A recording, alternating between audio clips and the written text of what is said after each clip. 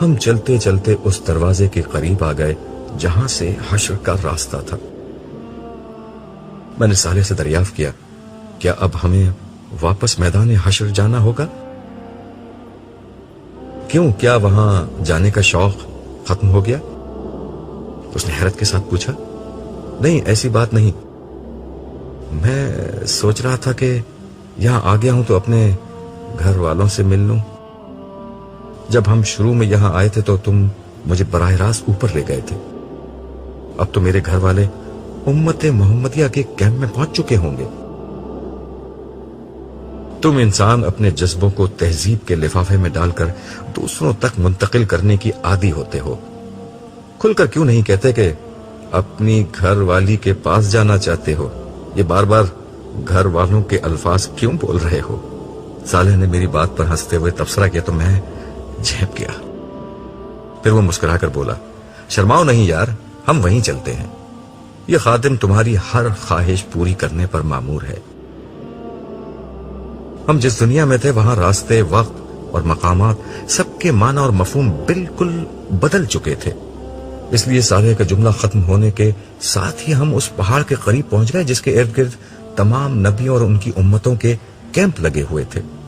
شاید میں نے تمہیں پہلی دفعہ یہاں آتے وقت یہ بتایا تھا کہ اس پہاڑ کا نام آراف ہے، اسی کی بلندی پر تم گئے تھے، اور یہ دیکھو امت محمدیہ کا کیمپ قریب آ گیا ہے۔ ہم پہاڑ کے جس حصے میں تھے وہاں اس کا دامن بہت دراز تھا، اس لیے وہاں بہت گنجائش تھی، مگر وہ پورا مقام اس وقت ان گنت لوگوں سے بھرا ہوا تھا۔ پہاڑ کے ارد گرد اس قدر رش شاید کسی اور جگہ نہیں تھا۔ میں نے صالح سے مخاطب ہو کر کہا، لگتا ہے سارے مسلمان یہاں آ گئے ہیں؟ نہیں، بہت کم آئے ہیں، امت محمدیہ کی تعداد بہت زیادہ تھی، اس لیے اس کے مقربین اور صالحین کی تعداد بھی بہت زیادہ ہے، وگرنہ بیشتر مسلمان تو ابھی میدان حشر ہی میں پریشان گھوم رہے ہیں۔ تو میرے زمانے کے مسلمان بھی یہاں ہوں گے؟ بدقسمتی سے تمہارے معاصرین میں بہت کم لوگ یہاں ہیں۔ رسول اللہ صلی اللہ علیہ وسلم کی امت کے ابتدائی حصے کے لوگوں کی بڑی تعداد یہاں موجود ہے، آخری زمانے کے البتہ کم ہی لوگ یہاں آ سکے ہیں۔ تمہارے زمانے میں تو زیادہ تر مسلمان دنیا پرست تھے یا فرقہ پرست، یہ دونوں طرح کے لوگ فی الوقت میدان حشر کی سیر کر رہے ہیں، اس لیے تمہارے جاننے والے یہاں کم ہوں گے۔ جو ہوں گے ان سے تم جنت میں داخلے کے بعد دربار میں مل لینا، یہاں تو صرف ہم تمہارے گھر والوں سے ملا کر تمہاری آنکھیں ٹھنڈی کریں گے اور فوراً واپس لوٹیں گے، خبر نہیں کس وقت حساب کتاب شروع ہو جائے۔ یہ دربار کیا ہے؟ صالح کی گفتگو میں جو چیز ناقابل فہم تھی میں نے اس کے بارے میں دریافت کیا۔ حساب کتاب کے بعد جب تمام اہل جنت جنت میں داخل ہو جائیں گے تو ان کی اللہ تعالیٰ کے ساتھ ایک نشست ہوگی، اس کا نام دربار ہے۔ اس نشست میں تمام اہل جنت کو ان کے مناصب اور مقامات رسمی طور پر تفویض کیے جائیں گے۔ یہ لوگوں کی ان کے رب کے ساتھ ملاقات بھی ہوگی اور مقربین کی عزت افزائی کا موقع بھی ہوگا۔ میں اس سے مزید کچھ اور دریافت کرنا چاہتا تھا مگر گفتگو کرتے ہوئے ہم کیمپ کے کافی نزدیک پہنچ چکے تھے۔ یہ خیموں پر مشتمل ایک وسیع و عریض بستی تھی۔ اس بستی میں لوگوں کے کیمپ مختلف زمانوں کے اعتبار سے تقسیم تھے۔ بعض خیموں کے باہر کھڑے ان کے مالکان آپس میں گفتگو کر رہے تھے۔ یہی مجھے اپنے بہت سے ساتھی اور رفقا نظر آئے جنہوں نے دین کی دعوت میں میرا بھرپور ساتھ دیا تھا۔ ان کو دیکھ کر مجھے اتنی خوشی ہوئی کہ بیان سے باہر ہے۔ یہ وہ لوگ تھے جنہوں نے اپنی جوانیاں، اپنے کیریئر، اپنے خاندان اور اپنی خواہشات کو کبھی سر پر سوار نہیں ہونے دیا تھا۔ ان سب کو ایک حد تک رکھ کر اپنا باقی وقت، صلاحیت، پیسہ اور جذبہ خدا کے دین کے لیے وقف کر دیا تھا۔ اسی کا بدلہ تھا کہ آج یہ لوگ اس ابدی کامیابی کو سب سے پہلے حاصل کرنے میں کامیاب ہو گئے جس کا وعدہ دنیا میں ان سے کیا گیا تھا۔ یہی ہمیں امت مسلمہ کی تاریخ کی بہت سی معروف ہستیاں نظر آئیں ہم جہاں سے گزرتے لوگوں کو سلام کرتے جاتے. ہر شخص نے ہمیں اپنے خیمے میں آ کر بیٹھنے اور کچھ کھانے پینے کی دعوت دی، جسے صالح شکریہ کے ساتھ رد کرتا چلا گیا. البتہ میں نے ہر شخص سے بعد میں ملنے کا وعدہ کیا. راستے میں صالح کہنے لگا، ان میں سے ہر شخص اس قابل ہے کہ اس کے ساتھ بیٹھا جائے. تم اچھا کر رہے ہو کہ ان سے ابھی ملاقات طے کر رہے ہو. ان میں سے بہت سے لوگوں سے بعد میں وقت لینا بھی آسان نہیں ہوگا. یہ کہہ کر وہ ایک لمحے کے لیے رکا اور محبت آمیز نظروں سے میری طرف دیکھ کر بولا، وقت لینا تو تم سے بھی آسان نہیں ہوگا عبداللہ. تمہیں ابھی پوری طرح اندازہ نہیں.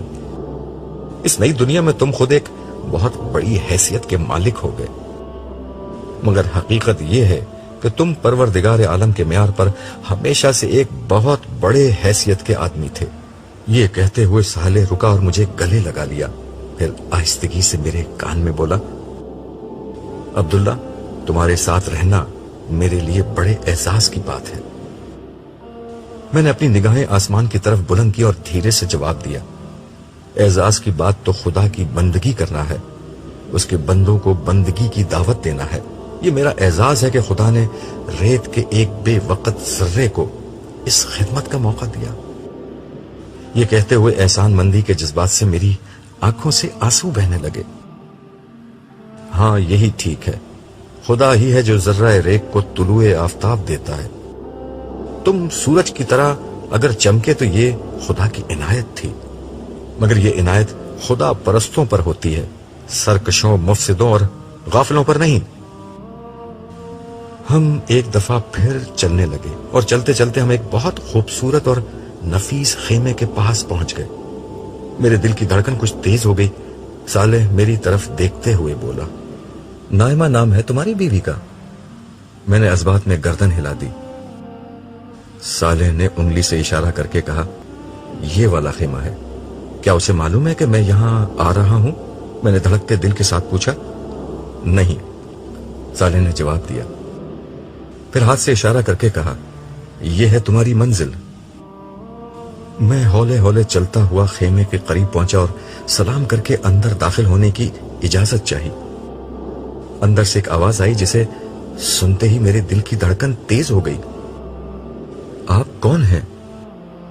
عبداللہ. میری زبان سے عبداللہ کا نام نکلتے ہی پردہ اٹھا اور ساری دنیا میں اندھیرا چھا گیا. اگر روشنی تھی تو صرف اسی ایک چہرے میں جو میرے سامنے تھا.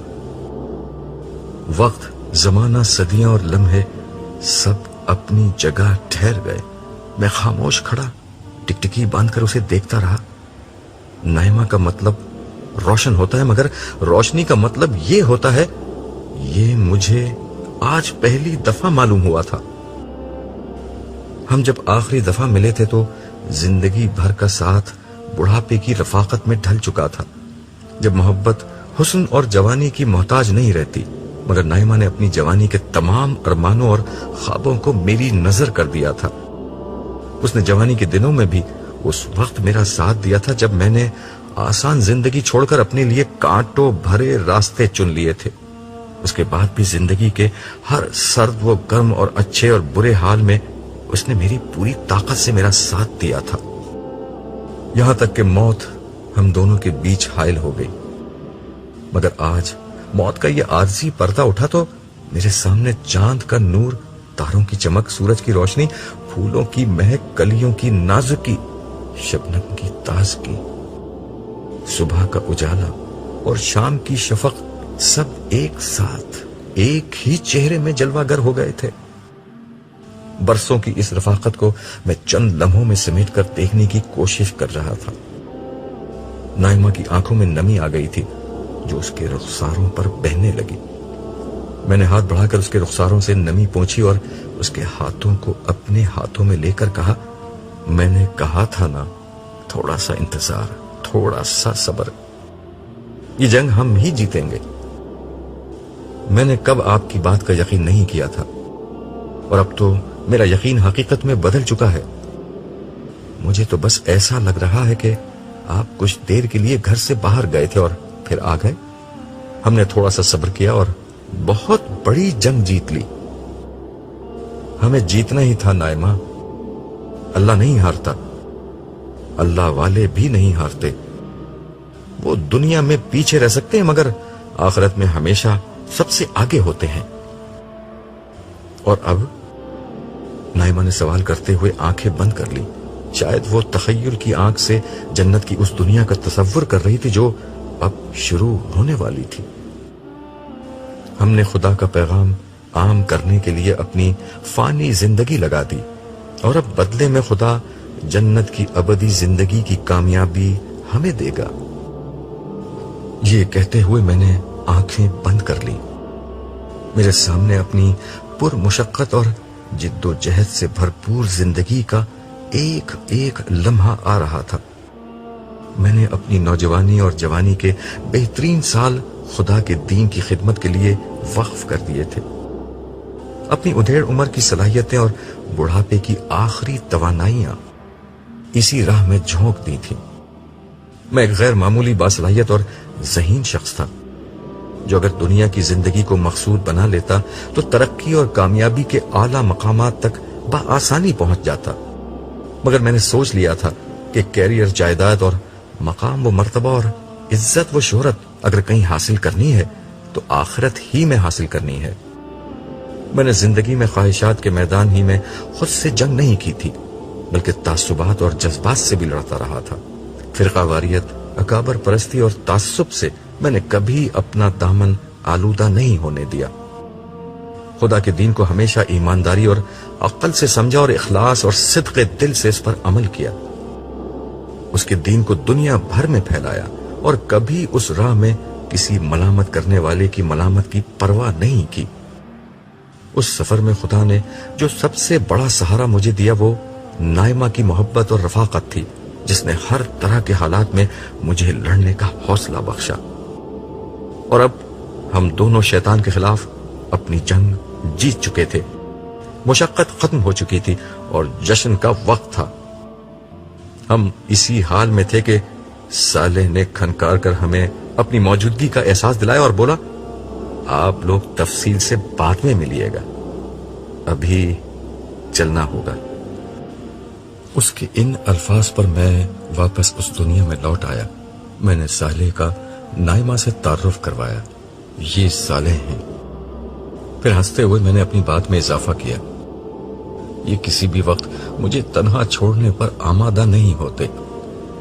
نائمہ نے صالح کو دیکھتے ہوئے کہا، میں انہیں جانتی ہوں، مجھے یہاں پر یہی چھوڑ کر گئے تھے اور اسی وقت آپ کے بارے میں بتا دیا تھا، وگرنہ میں بہت پریشان رہتی۔ میں نے صالح کی طرف مڑتے ہوئے کہا، تم مجھ سے الگ ہی کب ہوئے جو نائمہ کو یہاں چھوڑنے آ گئے تھے؟ تمہیں غالباً یاد نہیں، جس وقت تم اوپر بیٹھے پروردگار کے حضور حشر کے میدان میں گھومنے پھرنے کا پروانہ لے رہے تھے، اس وقت میں تمہارے برابر سے اٹھ گیا تھا۔ عبداللہ، یہ تمہاری کمزوری بھی ہے اور طاقت بھی کہ جب تم خدا کے ساتھ ہوتے ہو تو تمہیں ارد گرد کا ہوش نہیں ہوتا۔ ہوش تو مجھے تھوڑی دیر پہلے بھی نہیں تھا، مگر اس وقت تو تم ٹلے نہیں۔ ہاں، میں اگر ٹل جاتا تو پھر تم سے اگلی ملاقات یوم حشر کے بعد ہوتی۔ ویسے تم انسان بڑے ناشکرے ہو اور بھلکڑ بھی، بھول گئے تمہیں کہاں جانا ہے؟ اوہو نائمہ، ہمیں چلنا ہوگا، تم یہیں رکو، میں کچھ دیر میں آتا ہوں۔ مگر ہمارے بچے؟ وہ بھی ٹھیک ہیں، تم انہیں یہاں تلاش کرو، قریب میں کہیں مل جائیں گے، وگرنہ میں تھوڑی دیر میں سب کو لے کر خود آ جاؤں گا۔ ابھی مجھے فوراً میدان حشر میں لوٹنا ہے، ملنا ملانا اس کے بعد عمر بھر ہوتا رہے گا۔ اس آخری سوال کے بعد یہاں میرے رکنے کی گنجائش ختم ہو چکی تھی، کیونکہ مجھے جواب میں ان دو بچوں کے بارے میں بھی بتانا پڑتا جو یہاں نہیں تھے، اور یہ ایک بہت تکلیف دہ کام تھا۔ نائمہ نے کچھ سمجھتے ہوئے اور کچھ نہ سمجھنے کے انداز میں گردن ہلا دی۔ واپسی پر میں نے صالح سے کہا، یہاں کی زندگی میں تو خاندانوں میں بڑی ٹوٹ پھوٹ ہو جائے گی، کسی کی بیوی رہ گئی اور کسی کا شوہر رہ گیا۔ ہاں، یہ سب تو ہوگا، آگے بڑھنے کا موقع تو وہ دنیا تھی جو گزر گئی، یہاں تو جو پیچھے رہ گیا سو رہ گیا، لیکن یہاں کوئی تنہا نہیں ہوگا۔ رہ جانے والوں کے انتظار میں कोई नहीं रुकेगा। नए रिश्ते नाते वजूद में आ जाएंगे, नए जोड़े बन जाएंगे, नई शादियां हो जाएंगी। मगर यहां वैसे खानदान तो नहीं होंगे जैसे दुनिया में होते थे। तुम ठीक समझे हो। दुनिया में खानदान का इदारा इंसानों की बास कमजोरियों की बिना पर बनाया गया था। बच्चों की परवरिश और बूढ़ों की निगहदाश्त उस इदारे का बुनियादी मकसद था। खानदान की मजबूती और इस्तेहकाम के लिए मर्दों को खानदान का सरबराह बनाया गया था। उसी खानदान को जोड़े रखने के लिए औरतों को बहुत से मामलात में मर्दों से कमजोर बनाया गया था। वो मर्दों के लिए एक नेमत भी थी और जरूरत भी। उसके बगैर दुनिया का नज्म चल नहीं सकता था। मगर अब यहां मामलात जुदा होंगे। औरतें मर्दों के लिए एक नेमत तो रहेंगी, मगर खुद उनकी मोहताज नहीं होंगी। इसीलिए उनकी कद्र और कीमत बहुत बढ़ जाएगी और उनका नखरा भी। इसका मतलब यह है कि इस दुनिया में औरत होना ज्यादा फायदे की बात है। औरत जब चाहेगी मर्द की तवज्जो हासिल कर लेगी, मगर मर्द का औरतों पर कोई इख्तियार नहीं होगा, हालांकि वो उनके जरूरतमंद होंगे। हाँ, ये बात ठीक है। तो हम मर्द फिर नुकसान में रहे? हाँ, नुकसान में तो तुम लोग रहोगे। ये तो बड़ा मसला है। इस मसले का कोई हल है? जन्नत की नई दुनिया में हर चीज का हल होता है। हूरें इसी मसले का हल है। मगर उनसे तो खवातीन को जेलसी महसूस होगी। नहीं, ऐसा नहीं होगा। हूरें अपनी स्टेटस और खूबसूरती में कभी जन्नत की खवातीन के बराबर नहीं आ सकती। इसलिए वो जन्नती खवातीन के लिए कभी रश्क व हसद का बाइस नहीं बनेगी। जन्नत की खवातीन अपने आमाल की वजह से हूरों से कहीं ज्यादा खूबसूरत और बहुत बड़े स्टेटस की मालिक होंगी। उन्हें इसकी परवाह नहीं होगी कि उनके शौहर की और दिलचस्पियां क्या हैं। वैसे भी जन्नत इंसानों की नहीं, खुदा की दुनिया है। तुम जानते हो कि इंसानों और खुदा की दुनिया में क्या फर्क होता है। मैं खामोशी से सवालिया निगाहों से उसे देखता रहा। उसने अपने सवाल का खुद ही जवाब दिया। इंसानों की दुनिया में रकीब से हसद की जाती है, मगर खुदा की दुनिया में रकीब भी महबूब होता है। ये बात तो लाजवाब है, मगर इस मसले का फैसला जन्नती खवातीन ही कर सकती हैं। जन्नत पाकीज़ा लोगों के रहने की जगह है। उनकी पाकीज़गी खुदा की मेहरबानी से किसी मनफी जज्बे को उनके पास फटकने नहीं देगी। सालेह ने मेरी बात का बराह रास्त जवाब देने के बजाय एक उसूली बात बयान की और फिर उसकी मजीद वजाहत करते हुए कहा, असल में तुम अभी तक इंसानी दुनिया के असरात से नहीं निकले हो। पिछली दुनिया आजमाइश की दुनिया थी, इसलिए वहां मस्बत जज्बों के साथ मनफी जज्बे भी रख दिए गए थे। ये मनफी जज्बे इंसानी शख्सियत के अंदर से उठते थे। हर मोमिन मर्द और औरत की ये जिम्मेदारी थी कि वो हर तरह के मनफी हालात और माहौल में रहने के बावजूद अपने अंदर पैदा होने वाले मनफी जज्बात पर काबू पाए। ये बिल्कुल ऐसे ही है जैसे पसीना, बोलो बराज, पेशाब वगैरह इंसानी जिस्म से निकलने वाली गंदगियां थीं, मगर हुक्म था कि हर गंदगी से अपने वजूद को पाक रखो। तो तुम लोग पानी से गुस्ल व तहारत करते थे। उसी तरह मनफी जज्बे भी अंदर से पैदा होने वाली गंदगियां थीं। गुस्सा, नफरत, झूठ, हसद, तकब्बुर, कीना, जुल्म और इन जैसी तमाम गंदगियों के बारे में हुक्म था कि सब्र के पानी से इन्हें धो डालो। मोमिन मर्द औरत जिंदगी भर ये मुशक्कत उठाते रहे, मगर आज के दिन उन्हें हर ऐसी मुशक्कत से पाक कर दिया जाएगा। यानी मतलब यह कि अब ना इनके जिस्मों से गंदगियां निकलेंगी और ना इनके जहन में मनफी जज्बे और ख्यालात ही पैदा होंगे।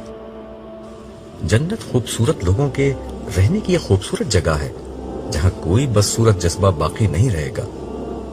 लेकिन मेरे ख्याल में इस बहस में असल बात ये सामने आई कि हूरें जन्नत की खवातीन से कमतर हैं और बस गुजारे के काबिल हैं, तभी वो उनसे हसद नहीं करेंगी।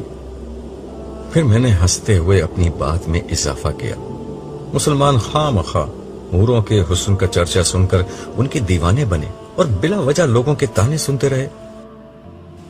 मेरे मजाक के जवाब में सालेह ने संजीदगी से कहा, ये दोनों तुम्हारी गलत फहमियां हैं। बात यह है कि जन्नत में तुम मर्द औरतों के लिए कोई ایسا قیمتی اثاثہ نہیں رہو گے جس کی وجہ سے وہ کسی سے حسد کریں۔ رہی حوریں تو ان کی تحقیر مت کرو کہ ان کے لیے کمتر اور گزارے کے قابل کے الفاظ بولو۔ وہ جنتی خواتین جیسی تو نہیں، مگر بہرحال ایسی بھی نہیں کہ تم ان کو کمتر سمجھو۔ اچھا تو وہ کیسی ہیں؟ میں بتاتا ہوں وہ کیسی ہیں۔ وہ حوریں نسوانی جمال کا آخری نمونہ اور جسمانی خوبصورتی کا آخری شاہکار ہیں۔ ان کا بے مثال حسن اور باکمال روپ سرخی پاؤڈر کے سنگھار، گجروں کے تار، موتیوں کے ہار اور زیب و زینت کی جھنکار کا محتاج نہیں ہوتا۔ ان کے وجود کی تشکیل کے لیے کائنات اپنا ہر حسن مستعار دیتی ہے۔ پھول اپنے رنگ، ہوا اپنی لطافت، دریا اپنا بہاؤ، زمین اپنا ٹھہراؤ، تارے اپنی چمک، کلیاں اپنی مہک، چاند اپنی روشنی، سورج اپنی کرنیں، آسمان اپنا توازن، چوٹیاں اپنی بلندی اور وادیاں اپنے نشیب جب جمع کر دیتے ہیں تو ایک حور وجود میں آتی ہے۔ ان کا حسن خوبصورتی کے ہر معیار پر آخری درجے میں پورا اترتا ہے۔ ان کا قد لمبا اور رنگ زردی مائل گورا ہے، پورے جسم کی جلد بے داغ اور شفاف ہے، آنکھیں بڑی بڑی اور گہری سیاہ ہیں، مگر ہر لباس کی مناسبت سے اس کے رنگ میں ڈھل سکتی ہیں۔ ان کی بھویں ہموار اور پلکیں دراز ہیں۔ ان کی نظر عام طور پر جھکی رہتی ہے، مگر جب اٹھتی ہے تو تیر کی طرح دل تک جا پہنچتی ہے۔ ان کا چہرہ کتابی، پیشانی کشادہ، رخسار سرخی مائل، ناک ستوا، زبان شیریں، ہونٹ گلاب کی طرح نازک اور دانت موتیوں کی طرح چمکدار ہیں۔ ان کے بال ریشم کی طرح نرم اور چمکدار اور ان کے سفید رنگ کے برعکس گہرے سیاہ اور پنڈلیوں تک لمبے ہیں۔ ان کی آواز سریلے نغموں کی طرح کان میں رس کھولتی، باتوں سے موتی جھڑتے اور مسکراہٹ سے رت حسین ہو جاتی ہے۔ ان کے وجود میں حیا کا عطر اور سانسوں میں خوشبوؤں کی مہک ہے۔ ان کے لہجے میں نرمی، چلنے کے انداز میں دلربائی اور بولنے کے طریقے میں شان و وقار ہے۔ ان کا معطر وجود مخملی لباس اور چمکتے زیور کے اندر بادلوں میں چھپے کھلتے بدر کامل کا منظر پیش کرتا ہے۔ تم نے حوروں کو دیکھا ہے؟ نہیں، انہیں کسی نے نہیں دیکھا، صرف ان کا احوال سنا ہے، وہی تمہیں سنا رہا ہوں۔ سالے بے تکان بول رہا تھا اور میں خاموشی سے اس کی شکل دیکھ رہا تھا۔ تمہاری باتیں واقعی مبالغہ، کہانیاں اور خواب لگ رہی ہیں، لیکن یہ اگر خواب ہے تو بہت دلکش خواب ہے۔ یہ خواب ابھی ختم نہیں ہوا۔ سنو، ایک حور کا وجود بل کھاتی ندی کی طرح ڈھلتا ہے جو آسمان کی سیاہ گھٹاؤں سے برف کی صورت اپنے سفر کا آغاز کرتی، جھرنوں اور آبشاروں کی صورت نکلتی، ڈھلانوں میں اترتی، میدانوں میں ٹھہرتی، بلندیوں کو چھوتی، نشیب کی طرف بڑھتی، ٹیلوں کو عبور کرتی ہوئی وادیوں تک پہنچتی ہے اور آخرکار نیکی، پارسائی اور تقوی کے اس سمندر پر اپنا وجود نچھاور کر دیتی ہے۔ جس نے زندگی صبر اور تقوی کے ساتھ گزاری، یہ اس لیے ہوتا ہے کہ یہ ندی اپنے پورے سفر میں کسی نجاست، کسی آلودگی کا شکار نہیں ہوتی، ہر نامحرم نگاہ کو اپنی دید اور لمس سے دور رکھتی ہے۔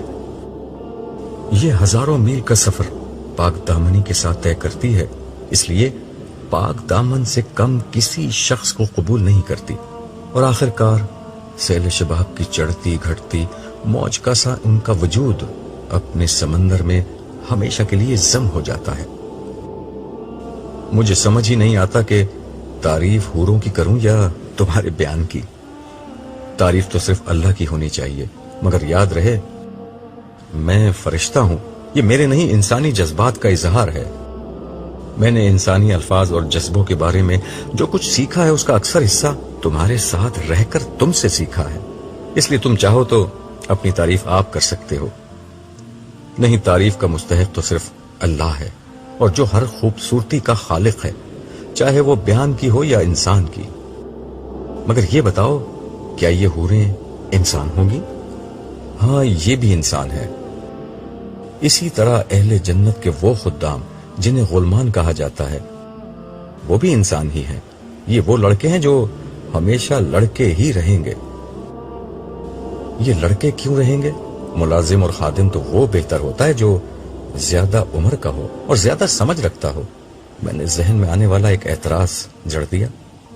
نہیں، ایسا نہیں ہے. یہ کم عمر ہونے کے باوجود بلا کے مزاج شناس ہوں گے. اہل جنت کی مجلسوں میں جب کسی جنتی کا مشروب ختم ہوگا تو یہ اس کی نظر دیکھیں گے اور بلا کچھ کہے سنے اس کے گلاس میں مطلوبہ شراب اتنی ہی مقدار میں ڈالیں گے جتنی اسے ضرورت ہوگی. اس لیے ان کی سمجھ بوجھ اور مزاج شناسی کی تو کوئی حد نہیں. البتہ انہیں لڑکوں کی شکل میں اس لیے رکھا جائے گا کہ جسمانی طور پر مستعد رہیں اور لمحہ بھر میں ہر خدمت بجا لائیں. ان کا لباس، شکل اور حلیہ انہیں ایسا بنا دے گا گویا محفل میں قیمتی موتی بکھرے ہوئے ہیں. ان کے ابدی طور پر کم عمر لڑکے بنائے جانے کی دوسری وجہ یہ ہے کہ ان کو کبھی ازدواجی تعلق کی ضرورت نہ ہو، جبکہ حوریں مکمل شباب کی عمر کو پہنچی ہوئی لڑکیاں ہوں گی اور اہل جنت کی بیویاں ہوں گی. کیا حوریں اور غلمان اہل جنت کے لیے خاص طور پر تخلیق کیے جائیں گے؟ یہ ایک لمبی کہانی ہے. ہمارے پاس وقت کی کون سی کمی ہے؟ یہ لمبی کہانی بھی سناتے جاؤ. سنو، آج کا دن انسانوں کا پہلا محشر نہیں ہے. کیا مطلب؟ کیا قیامت پہلے بھی آ چکی ہے؟ قیامت تو پہلے نہیں آئی، البتہ اول تا آخر سارے انسان ایک دفعہ پہلے بھی پیدا کیے جا چکے ہیں. تمہارا اشارہ عہد الصد کی طرف ہے؟ ہاں، مگر اس سے قبل اللہ تعالیٰ نے تمام مخلوقات کے سامنے یہ موقع رکھا تھا کہ وہ جنت میں اللہ تعالیٰ کی ابدی رفاقت کا شرف حاصل کر لیں. لیکن اس کے لیے انہیں دنیا میں کچھ وقت ایسے گزارنا ہوگا کہ خدا ان کے سامنے نہیں ہوگا، صرف اس کے احکام ان کے سامنے آئیں گے اور انہیں بن دیکھے رب کی عبادت اور اطاعت کا راستہ اختیار کرنا ہوگا. زمین کی بادشاہی عارضی طور پر امانتاً اس مخلوق کو دے دی جائے گی اور اپنی بادشاہی کے زمانے میں اس مخلوق کو اپنے بارے میں یہ ثابت کرنا ہوگا کہ وہ صاحب اختیار بادشاہ ہونے کے باوجود بن دیکھے خدا کی اطاعت کے لیے تیار ہے. جس کسی نے اقتدار اور اختیار کی اس امانت کا درست استعمال کیا، اس کا بدلہ جنت میں خدا کی ابدی رفاقت ہوگی اور ناکامی کی صورت میں جہنم کا عذاب. تو پھر کیا ہوا؟ یہ ہوا کہ ساری مخلوقات ڈر کے پیچھے ہٹ گئیں، اس لیے کہ جنت جتنی حسین ہے، جہنم اتنی ہی بھیانک جگہ ہے. حشر کی سختی کو تو ابھی تم نے اپنی آنکھوں سے دیکھا ہے. اس کے بعد کون عقل مند اس امتحان میں کودنے کی کوشش کرتا؟ اور غالباً ہم جذباتی انسان اس امتحان میں کود پڑے. میں نے لقمہ دیا، ہاں یہی ہوا تھا. لیکن خدائی امانت اٹھانے کا یہ عزم روح انسانی نے اجتماعی طور پر کیا تھا.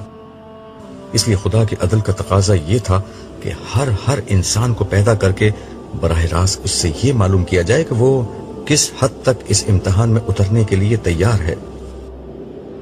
عبداللہ، یہ اس لیے ہوا کہ تمہارا رب کسی پر رائی کے دانے کے برابر بھی ظلم نہیں کرتا. سو اس نے سب انسانوں کو پیدا کیا، سب کے سامنے اپنے پورے منصوبے کو رکھا. ظاہر ہے انسانوں کی اکثریت پہلے ہی اس مقصد کے لیے تیار تھی، اسی لیے وہ پورے شعور کے ساتھ اس امتحان میں کودنے کے لیے تیار ہو گئے. البتہ جن لوگوں نے یہ خطرہ مول لینے سے انکار کر دیا، ان سب کے بارے میں یہ فیصلہ ہوا کہ انہیں سن بلوغت تک پہنچنے سے قبل ہی مر جانے والے بچوں اور بچیوں کا کردار سونپ دیا جائے. یہی بچیاں اور بچے جنت کی بستی میں حور و غلمان بنا دیے جائیں گے اور باقی لوگ اس کڑے امتحان میں اترنے کے لیے تیار ہو گئے. ہاں، مگر اس میں بھی خدا کی کریم ہستی نے کمال عنایت کا مظاہرہ کیا تھا. تم جانتے ہو کہ دنیا میں سب کا امتحان یکساں نہیں ہوتا. یہ امتحان بھی اس روز ہر شخص نے اپنی مرضی سے چن لیا تھا. جو بہت زیادہ حوصلہ مند لوگ تھے انہوں نے نبیوں کا زمانہ چن لیا. ان لوگوں کا امتحان یہ تھا کہ ہر سو پھیلی گمراہی کے دور میں انبیاء کی تصدیق کر کے ان کا ساتھ تھے. ان کی کامیابی کے لیے اصل شرط یہ تھی کہ بدترین مخالفت میں بھی ثابت قدم رہیں، اس راہ میں ہر مشکل کو برداشت کریں اور انبیاء کا پیغام آگے پہنچائیں، اس لیے ان کا اجر بھی بڑا رکھا گیا، مگر انہیں انبیاء کی براہ راست رہنمائی کی سہولت کی بنا پر کفر و انکار کی صورت میں عذاب بھی اتنا ہی شدید ہوتا۔ انہی لوگوں میں ایک طرف ابو بکر جیسے لوگ تھے اور دوسری طرف ابو لہب جیسے دشمنان حق۔ آزمائش کی دوسری سطح وہ تھی جس میں لوگوں نے امت مسلمہ اور نبیوں کے بعد ان کی امت میں شامل ہونے کا پرچہ امتحان چنا۔ ان لوگوں کا امتحان یہ تھا کہ بعد کے زمانے میں پیدا ہونے والی گمراہیوں، فرقہ واریت، بدعت، غفلت سے بچ کر شریعت کے تقاضوں کو ہر حال میں نبھاتے رہیں اور معاشرے کے خیر و شر سے لا تعلق ہونے کے بجائے لوگوں میں نیکی کو پھیلائیں اور انہیں برائی سے روکیں۔ یہ ذمہ داریاں ان پر اس لیے عائد کی گئیں کہ ان کے پاس انبیاء کی تعلیمات تھیں اور وہ پیدائشی مسلمان تھے جنہیں قبول اسلام کے لیے کسی کڑی آزمائش سے نہیں گزرنا پڑا۔ اس کا مطلب یہ تھا کہ عام انسانوں کے مقابلے میں ان کی رہنمائی زیادہ کی گئی، انہیں زیادہ اجر کمانے کا موقع دیے گئے، لیکن غفلت کی صورت میں ان کا حساب کتاب اتنا ہی سخت ہونا طے پایا۔ میرا اور دیگر مسلمانوں کا تعلق اسی گروہ سے تھا نا؟ ہاں، تم ٹھیک سمجھے۔ تیسرا گروہ ان لوگوں کا تھا جنہوں نے اپنا پرچہ امتحان بہت سادہ رکھا۔ یہ سارے لوگ نبیوں کی براہ راست رہنمائی کے بغیر پیدا کیے گئے اور ان کا پرچہ امتحان فطرت میں موجود ربانی ہدایت تھی، یعنی توحید اور اخلاق کا امتحان۔ انہیں عام مسلمانوں کی طرح نہ شریعت کے امتحان میں ڈالا گیا، نہ نبیوں کی رفاقت کے کڑے امتحان میں۔ ظاہر ہے کہ ان کا حساب کتاب سب سے ہلکا ہوگا، ان کے لیے شدید عذاب کا اندیشہ بھی کم ہے اور اجر کے مواقع بھی اسی تناسب سے کم ہے۔ اور انبیاء کا معاملہ کیا تھا؟ انہوں نے امتحان کا سب سے سخت پرچہ چنا، اس لیے ان کی رہنمائی براہ راست اللہ تعالی کی طرف سے کی گئی اور اسی لیے ان کا احتساب کا معیار بھی سب سے زیادہ سخت تھا۔ تمہیں تو معلوم ہے کہ حضرت یونس کے ساتھ کیا ہوا تھا۔ انہوں نے کوئی گناہ نہیں کیا تھا، صرف ایک اجتہاد کیا تھا، لیکن دیکھو اللہ تعالیٰ نے انہیں کس طرح مچھلی کے پیٹ میں بند کر دیا۔ پھر اس نے اس طویل گفتگو کا خلاصہ کرتے ہوئے کہا، اصل اصول جو تمام اقسام کے گروہوں میں کام کر رہا ہے وہ ایک ہی ہے، زیادہ رہنمائی، زیادہ سخت حساب کتاب اور زیادہ بڑی سزا و جزا، کم رہنمائی، ہلکا حساب کتاب، کم سزا و جزا۔ مگر کسی انسان کا تعلق کسی گروہ سے ہے، اس کا انتخاب انسانوں نے خود کیا ہے، اللہ تعالیٰ نے نہیں۔ اس کا مطلب یہ ہوا کہ اگر دنیا میں میری رہنمائی بہت زیادہ کی گئی تو یہ دراصل میری اپنی درخواست کے نتیجے میں کی گئی تھی۔ ہاں، بالکل ایسا ہی ہے۔ اسی وجہ سے تم آج اتنا اونچا درجہ پانے میں کامیاب ہو گئے۔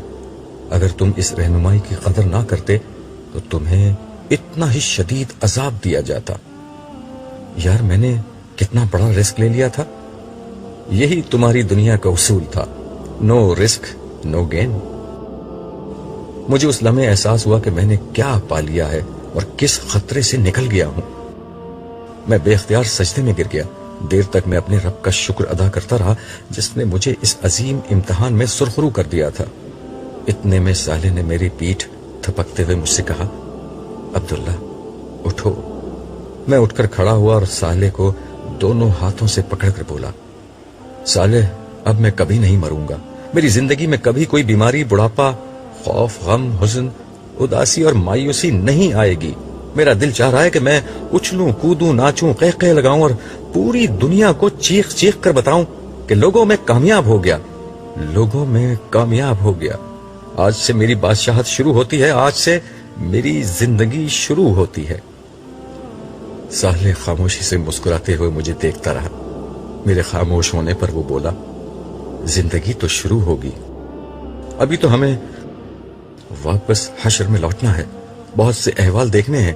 خدا نے تمہیں بڑا غیر معمولی موقع دیا ہے، آؤ میدان حشر میں چلتے ہیں۔